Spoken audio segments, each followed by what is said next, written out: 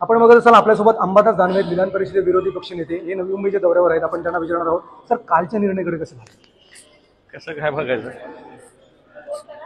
पक्षपाती निर्णय आहे. मला असं वाटतं केंद्राने कुठून तरी केंद्रातल्या दिल्लीतल्या लोकांनी स्क्रिप्ट लिहून पाठवली आणि त्यांनी वाचून दाखवली. अध्यक्षांनी स्वतःच्या मनाने काय केलंय, स्वतःच्या मनाने एवढा निर्णय डिसमिसचा घ्यायचा होता तर 8 महिने कशाला लावले, चाल ढकलपणा कशाला केला, ताबडतोब घेऊन टाकायला पाहिजे होता. तर हा एक टाइम किलिंग प्रकार होता. त्यामुळे त्या सगळ्या निकाला निर्णयात जनतेच्या न्यायालयातच याचे चांगले निर्णय आम्ही देऊ. 2018च्या घटनेचा त्यांनी संदर्भ दिलेला आहे, त्या संदर्भात तुमचं काय?